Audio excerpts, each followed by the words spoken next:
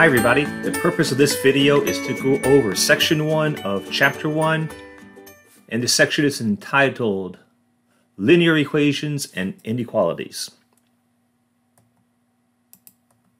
In this video we will talk about, you guessed it, linear equations and linear inequalities. We will also talk about interval notation. If you've taken 114 before, you have seen this before for a little while. We're going to revisit again, and then we will talk about a couple of applications, namely 3 applications. Okay, so let's get going. In the linear equation, one variable looks just like this. It is some number, which is not 0, times x plus some other number, and that's going to be equal to c. C, where a, b, and c are numbers and x is our variable. Now, of course, we have the restriction that a is not equal to 0, because if a is equal to 0, then we have that b is equal to c, which doesn't really tell us much about anything. Okay, now, a linear equation is also a first-degree equation. Well, how do we know that? Because there is no exponent beside the variable, which implies that there's an exponent of 1. Furthermore, a degree is the exponent of the term with the highest variable exponent. So this would be the variable exponent, which happens to be 1, first-degree equation. The first theorem that we're going to talk about is, you guessed it, Theorem 1, and we are going to talk about equity properties. And we say that an equation is equivalent, or an equivalent equation will result if the same quantity, the same number, is added or subtracted to each side of the equation, and if if each side of the equation is multiplied or divided by the exact same non-zero quantity. Okay, and basically what we're saying here is what you do to one side of the equation, you have to do to the other side of the equation to maintain the equality. And what do we mean when we say that 2 equations are equivalent? It means they have the exact same solution set. And this brings us to our first example. Here we want to solve this for x, and we want to check the result. Okay, so and what tools do we have available to make to solve this? Well, we have our two equity properties. We have the addition property, or addition subtraction. We have multiplication or division. We also have the distributive property, and you remember that basically that's the property that says that a times the quantity b plus c is equal to a times b plus a times c, and it goes both ways. Wait, that was kind of weird. Let me fix that. And of course, then we have combining like terms. And when are two terms like terms? When they have the exact same variable and the exact same exponent. Okay, now in a problem like this, we don't like fractions, so the first thing that we might want to do is get rid of the fraction. We can use the multiplication property of equality to do that. What we can do is first find the lowest common multiple of 3, 4, and 2, okay? And that would happen to be 12. And then we can multiply both sides of this equation by 12. So we're going to multiply 12 by this, and then we're going to multiply the 1/2 by 12. Okay, now on the right hand side we can use the distributive property, and if we do, we will have 12 times this term right here, which is x plus 1 over 3, minus 12 times this term right here, which is just x over 4, and that's going to be equal to 12 times 1/2, which is 6. Okay, now over here, I can take the 12, I can divide that by 3, and I will have 4. So this reduces to 4 times the quantity x plus 1. And over here, I can take that 12, divide it by 4, and get 3. So this will be minus 3x, and then this will be equal to 6. And then once again, I have to use the distributive property again. So here we will have 4, I will have 4 times x, which will be 4x, and always remember to multiply 4 by this as well, because many people have a bad habit of forgetting that. So that's going to be 4 times 1, which is 4, minus 3, and that's going to be equal to 3x, and that's going to be equal to 6. Now we can combine like terms. Notice I have a 4x and I have a negative 3x. Those are like terms. They can be combined. And if I have 4 x's, and if I take 3 of them away, I have 1 x left. So we will have x plus 4 is equal to 6. And now I can use the addition property of equality, okay? And I can subtract 4 from both sides of the equation. And I'm going to do this vertically. And then I have x minus 0, which is x. These cancel, which is what I'm looking for. And I have 2. And so my proposed solution is x is equal to 2. Now it might be good to check that. And the way we can check it is wherever we see an x, we replace it with a 2. So in that case, x plus 1 over 3 is going to be equal to 2 plus 1 over 3, or 3 over 3, minus 2 over 4, and that's going to be equal to 1/2. Well, we can write 3 over 3 as 1. 2 and 4 have a common factor of 2, so this can reduce to 1/2. And of course, yes, that is indeed equal to 1/2, so this does indeed check out. Okay, awesome. Let's see what other fun stuff we have here. Okay, and the other thing that you're going to be faced with is what we call formulas, or what we've called in other courses literal equations. And essentially, what you're going to need to do is learn how to manipulate formulas. In other words, solve this equation for, in this case, L. And how do we do that? Well, basically, notice how we have S all by itself in this equation? Well, we want to have L on one side of the equation and everything else on the other side of the equation. Now, the problem that we have here is that of a cardboard box. It has length L, and it has, where's my marker? There it is. Length L, it has width W and height H. And it turns out that the surface area is equal to the surface area, the area of the two sides with this dimension, plus the area of the two sides with dimension LH, and the area of the two sides with dimension WH. And we want to solve this formula for L, which basically means we want to isolate L on one side of the equation. And once again, we can use the 4 tools that we talked about in example 1 to do this: the additive property, the multiplicative property, the distributive property, although we'll be using it in reverse, which is also known as factoring, and we will also combine like terms if we can. So the first thing that we want to do is get all of the terms that have an L on one side, and then all the other terms that don't have an L in it on the other side. So basically what we want to do here is we want to subtract 2WH from both sides. And let me just be a little more explicit. Here I'm going to rewrite the equation. S is equal to 2LW plus 2LH plus 2WH. And then once again, we want to get all the terms that don't have an L in it over here. There's only one term, it's this term right here. And we can do that using the addition property, specifically by subtracting 2WH from both sides of the equation. And as you can see, I'm doing it vertically. If I do, then I will have S minus 2WH is equal to 2LW plus 2LH. Now I want to use the distributive property. Remember, that's the property where we have A times the quantity B plus C is equal to AB plus AC. Well, notice I kind of have an AB plus AC situation here. So I'm going to go from here back to this way. So I'm doing the distributive property in reverse, which was what we called factoring towards the end of 114. And so in this particular case, what we will have is that S minus 2WH is going to be equal to factoring out the L times the quantity 2W plus 2H. And now I can use the multiplication rule of equity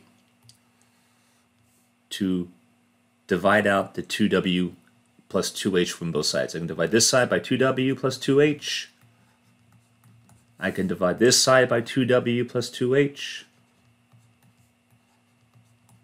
And then my final result will be that L is equal to S minus 2WH all over 2W plus 2H. And there you go. Those are the two types of equation problems that you will see in the first part of your homework. Okay, and this brings us to linear inequalities. So let's suppose that I have two numbers, and they're real numbers, A and B. Nothing complex here. Well, if we have this symbol, tells us that A is less than B. This symbol right here tells us that A is greater than B. And notice how the symbol always points to the smaller number. Okay?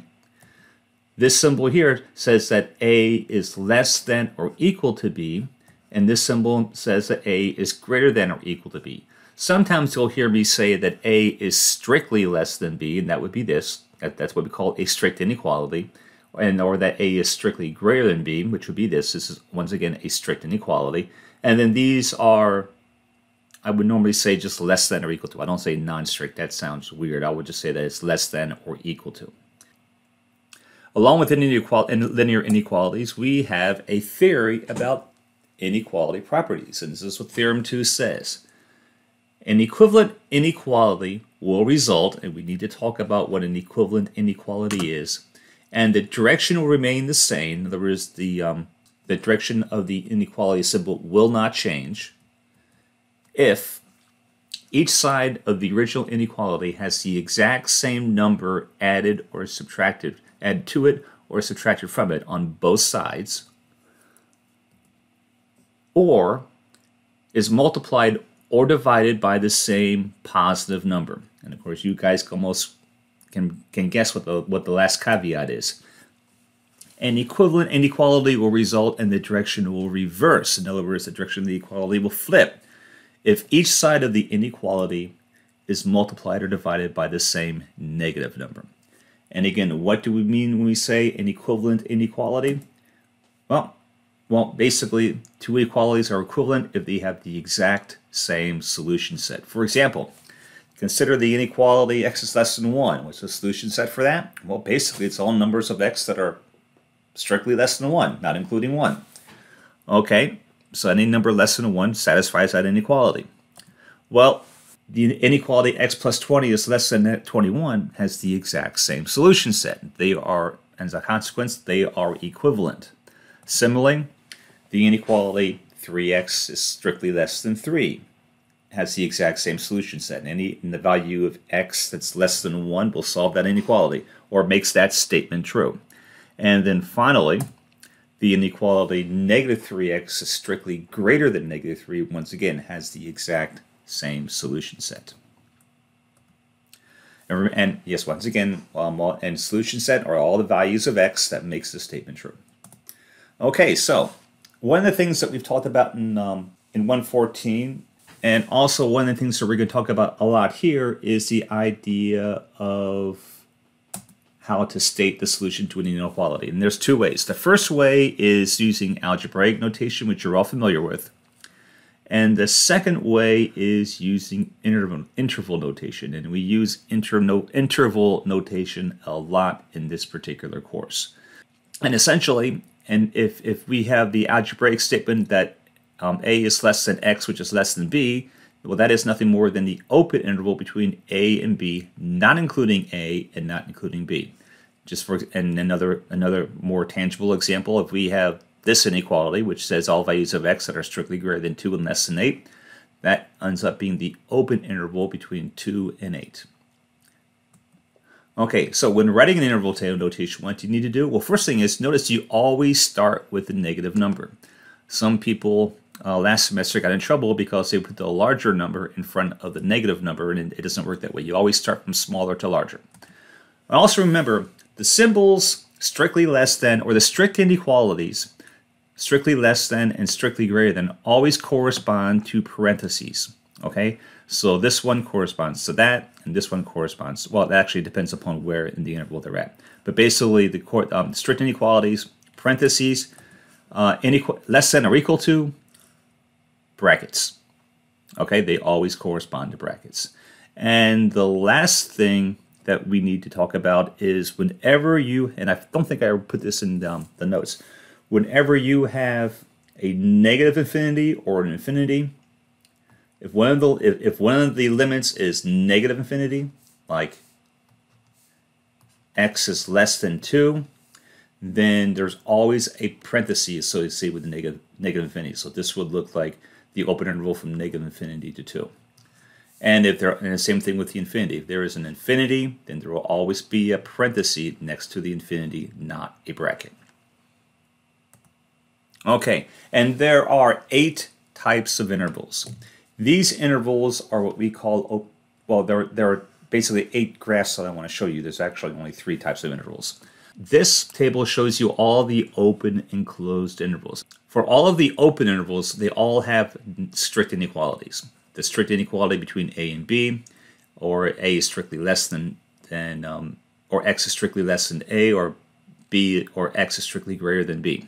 They all have strict inequalities. As a consequence, they all have parentheses when we are dealing with either graphing it or using the or writing an interval notation.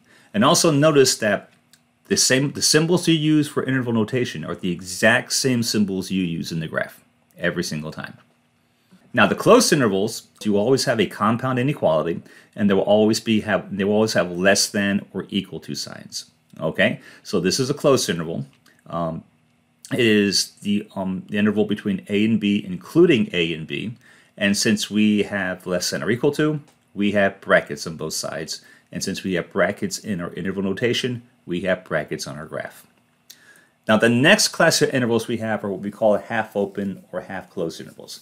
And these are the ones where you have this, where you have the regular inequalities with the less than or equal to sign. And the reason why these are half open is because you can never, ever have a bracket next to the infinities.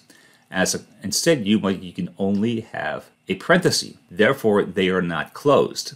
Unfortunately, they're also not open. So we say they're half open. We could say they're half closed, but we're trying to be optimistic in this course. Similarly, since this one has a non-strict inequality on one side and a strict inequality on the other side, as does these are also considered half-open inequalities. And then it's the inequality symbol that determines whether this is a parenthesis or a bracket. In the half-open case, they're brackets. In the open case, they, of course, are parentheses.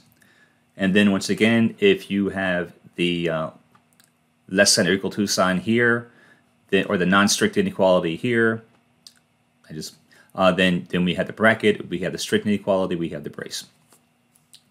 And this brings us to example 3. Here we have an interval written in interval notation, and we want to write this we actually want to write this in algebraic notation, and more specifically as a double compound inequality, and we want to graph it. So let's go ahead and do that. Since we have a parenthesis here, that means that -7 is going to be strictly greater than x. And since we have a bracket here, that means that x is going to be less than or equal to 4. So there's my compound inequality. And notice how this goes to that, and that goes to this. I know that was very explicit, wasn't it? Now, how would you graph this? Well, the first thing is, well, let me show you how to graph it, and then I'll talk to you about how this is going to work in MML. Okay, so here's my number line. Here is -7. Here is 4. I am going to have a parenthesis by -7. There's my parenthesis. I'm going to have a bracket by 4. And then I'm going to draw my line. I'm going to make it a little thicker if I can. Right here. Now in MML, you will not have to do this. At least I haven't seen where they're going to make you do that yet. What they will give you, however, is a collection of graphs of number lines, like 4 to choose from, and you will need to choose the correct number lines. So basically, in MML, you'll see a variety of number lines. You'll just want to choose this one, and then you'll be good to go. Okay, what's the next one? Well, I guess since I gave you something in interval notation, this one is going to be in algebraic notation. And lo and behold, yes it is. Okay, so we want to write this in interval notation. Now notice that this is all values of x which are strictly less than 3. So we're gonna start at 3, not including 3, and go all the way down to, you guessed it, -infinity. So the interval is going to be from -infinity And since it's an infinity, it's a parenthesis, comma, 3. And since we have a strict inequality, it's going to be a parenthesis here too. So this is an open interval. What's the graph going to look like? Here's 3, where you are going to have a parenthesis here, and then a line going all the way down, kind of like that. And once again, you will be given a collection of graphs. You'll put a collection of graphs. One actually might look just like this one, but have a bracket. And then there'll be this one, and you want to basically click the one that is correct. Okay, so that's how that's going to work in MML. And now, since we actually had first-degree equations, right? Well, if we can have first-degree equations, we can have first-degree linear inequalities. And there they are. And how do we get one? Well, we just take our first-degree linear equation, and we get rid of that equal sign, and just replace it with any inequality sign you want, and you have your first-degree inequality. How do you solve them? Well, there are two basic differences when you are solving a linear inequality as opposed to solving a linear equation. The first one is a linear equation. When you solve it, you're looking for a point. In a linear inequality, you are looking for an interval. It will either be one interval from that point to infinity, or it's going to be an interval from one point to another point. Let me rephrase. Let me back up. In a linear inequality, you're looking for an interval. If it is a simple inequality, one inequality sign, then it's going to be an interval from a point to either positive infinity or negative infinity, depending on which way the sign is pointing. If it is a compound inequality, then it will likely be an interval from one point to another point. So that's the first difference.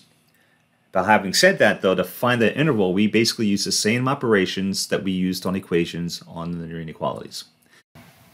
With only one exception. And what is that exception? When you multiply both sides by a negative number, then the direction of the inequality symbol has to reverse. And let's put that to action and see what this looks like. Okay, so here we have a simple inequality, and we want to solve and graph 3 times the quantity x minus 1 is less than or equal to 5 times the quantity x plus 2 minus 5. So what's the first thing that we probably want to do is, get rid of the grouping symbols. So we can do that by using the distributive law. All right, so let's go ahead and do that. Here we have 3 times x, which is 3x. 3 times negative 1, which is minus 3. That's going to be less than or equal to 5 times x, which is 5x.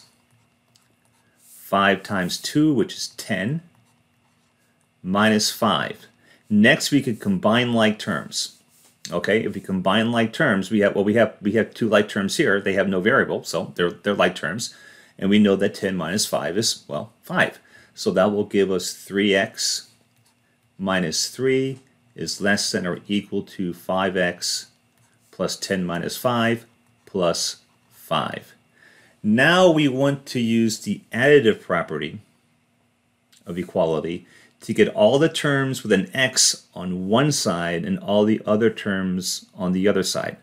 We're going to do this one step at a time. The first thing I want to do is get all the terms with the x on one side. And you probably want to do this in such a way so that the coefficient next to the x is something greater than 0.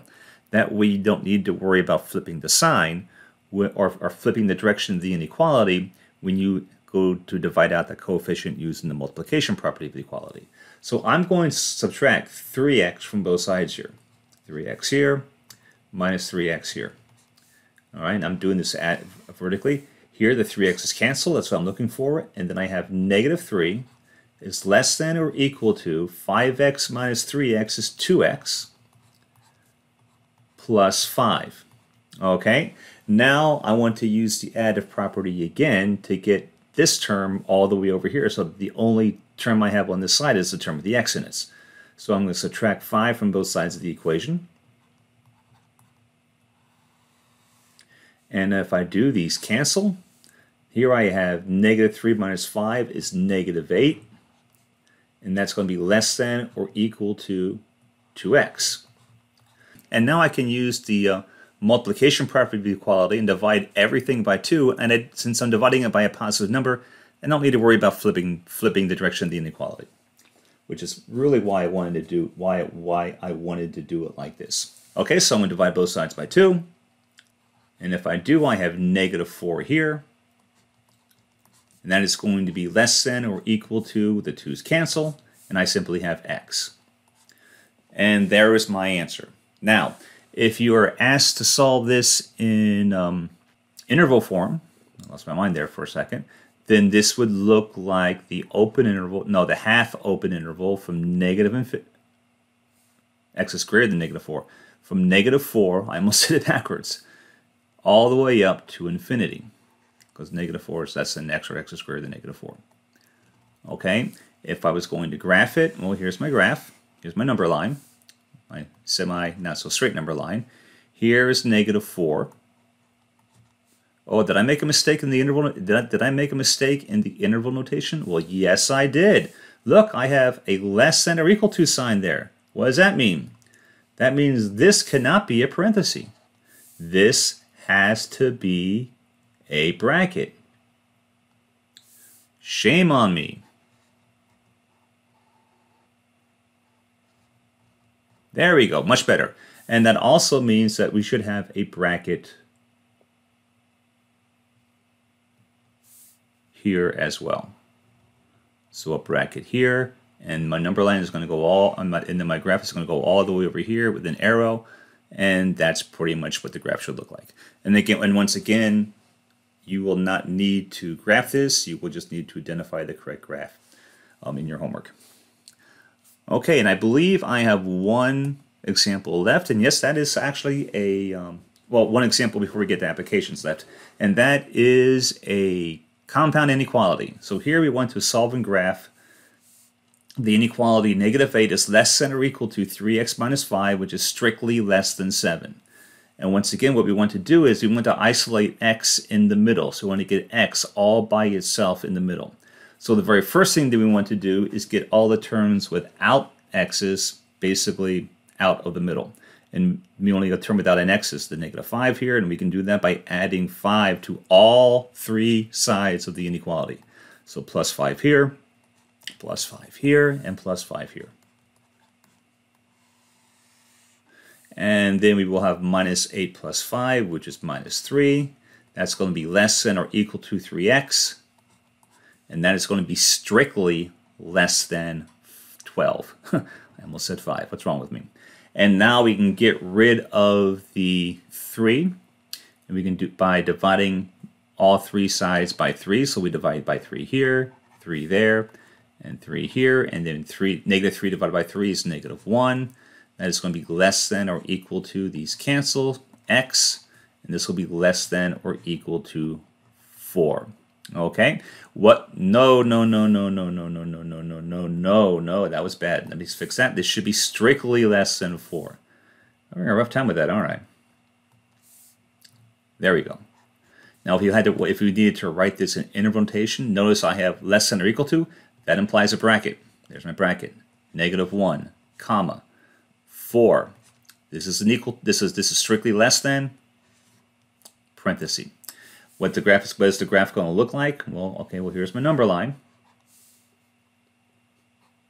Okay, here is, well, I can still do it here.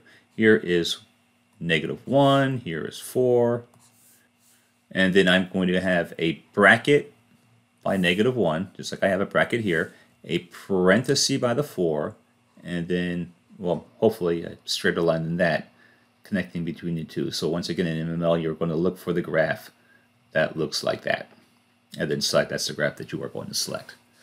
Okay, so that pretty much is the math part of this section. The next part of this video is really what this course is all about. Those are the applications. So before we start on applications, we are going to talk about our 5-step procedure for dealing with applications, and here they are. First thing you want to do is you want to read the problem, okay, and carefully, and then also you can almost say read and assign. We want to read the problem, make sure we know what we're looking for, and assign a variable to the unknown quantity. Secondly, we want to identify all the other quantities and determine how they relate to the unknown quantity. And then we want to write a mathematical statement of the problem. That statement will either be an equation or inequality. Sometimes they could be a collection of statements, which will really make things fun. And then we want to solve the equation or inequality and make sure our solution makes sense. Okay, so let's see if we can apply all these 5 things to this example. Here's a girl named Mary. She just bought a car. She had to pay $28,400 for this sucker. It turns out that the sales tax in the state that she that she bought it at is 8.5%, and they don't cap it at $500 like they do in this state. And she also had to pay $190 in title and registration fees. And we need to figure out what is the purchase price of the car. Okay, so maybe we should assign a variable to the purchase price of the car. Hey, and how about if we call it X? So X is the purchase price of the car. Okay, there's also this thing called tax. There's an 8.5% sales tax, but we can't work with percentages. So that 8.5% basically, in terms of decimal, needs to be written as 0.085, dividing it by the 100. Okay, so the tax on the car is going to be basically 8.5% of the purchase price, or 0.085 times X. That's the tax. All right, and then we have the 190 in title, and all this has to add up to $28,400. Okay, so we know that the total price is equal to the purchase price of the car plus tax plus title. So this is step 3. So this was step 1 right here. This right here was kind of step 2. This is 3, or we're starting 3. All right, well, the total price of the car was $28,400. Okay, the purchase price of the car, well, we don't know what that is yet. We're going to call it X. The tax on the car is going to be 0.085X, and then the cost for the title is $190. And I probably should include the $sign because that actually is a unit. And that should just be a 1, sorry about that. And put the $sign here as well. Okay, well, the first thing that we can do is we can combine like terms. And we have 2 like terms here. We have X and 0.085X. So that can combine to 1.085X plus 190. And over here, once again, we have the 28,400.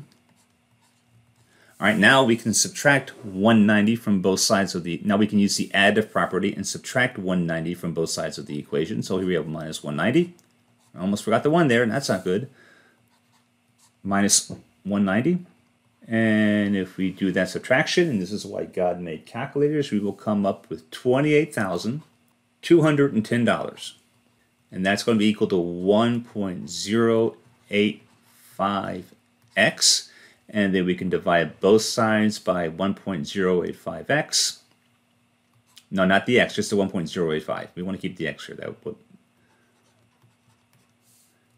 And then divide this by 1.085.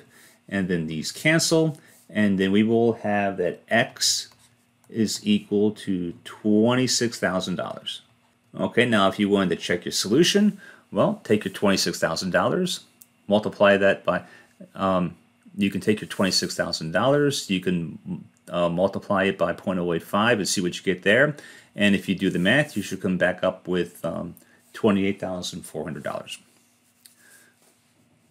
So I guess maybe instead of being so lame about it, once again, we have $26,000.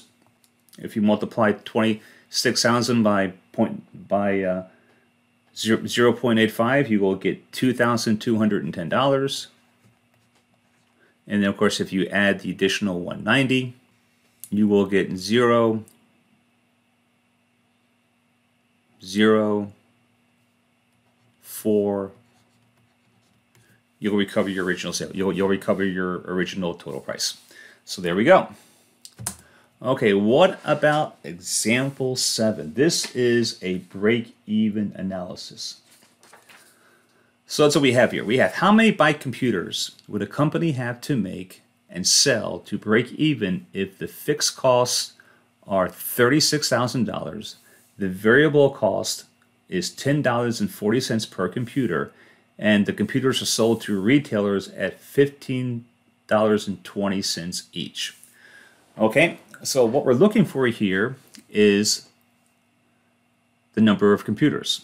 Okay, so X right here would be the number of computers, and we want to find out how many computers we need before we actually begin to make money, and then the total cost is going to be your fixed cost, which is $36,000, plus the cost to produce each computer, which is $10.40, times the number of computers that you produce. Okay, so that's the total cost. Okay, then the total revenue, and actually let's go ahead and just call this C. The total revenue is going to be equal to $15.20 times the total number of computers produced, and we will typically call that R. Okay, now when do you break even? Well, you pretty much break even whenever R is equal to C. However, sometimes we actually want to look at this as an inequality, which basically says, and the inequality would say that whenever R is greater than C, greater than or equal to C, well, we're not losing any money. Okay, so let's look at the inequality R is greater than or equal to C and see what we get.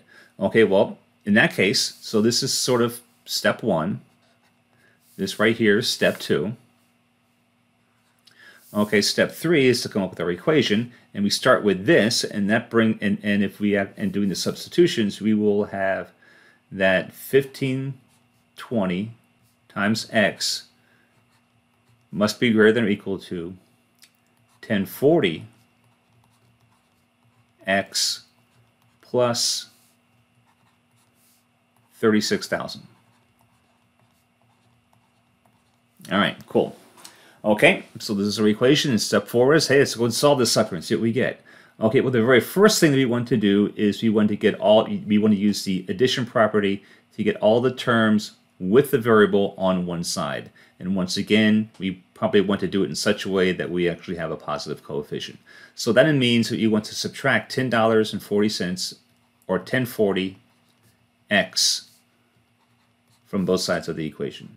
Okay, and if we do, these cancel, and I will have 4.8x is equal to $36,000. And now I want to use the multiplication property to get rid of the coefficient. So we'll divide this side by 4.8, or $4.80. We'll divide this side by $4.80. And I forgot I'm dealing with an inequality here. And if I do and once I do the division, these cancel. I will have x is greater than or equal to 7,500 computers. So if I have 7,500 computers, I will break even. Now, why do I want to use this kind of a notation and not the equality?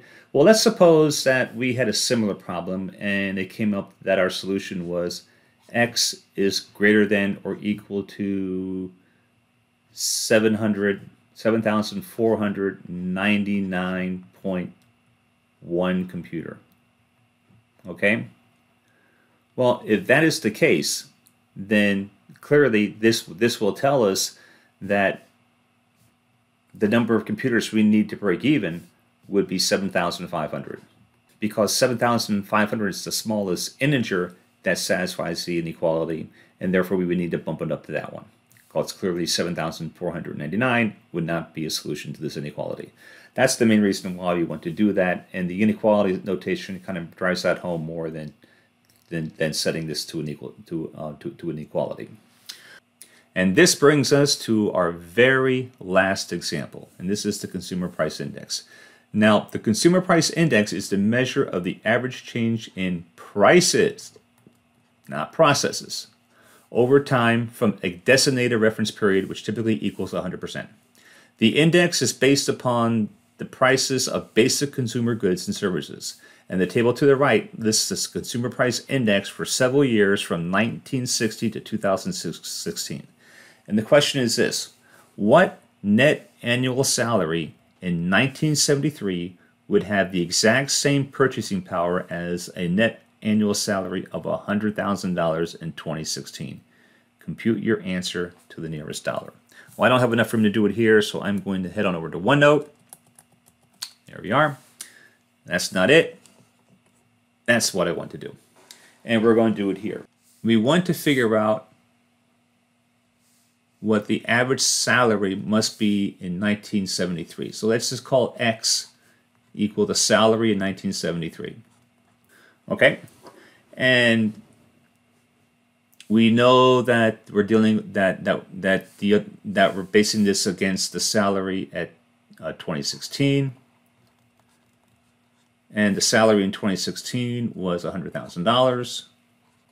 And we also know that the consumer price index in 1973 was 44.4, and in 2016 is 241.7. Okay, so that's all so this is pretty much step one. This is step two. Step 3 is coming up with an equation for this. Okay, well, your salary in 1973 is based upon a CPI of 44.4.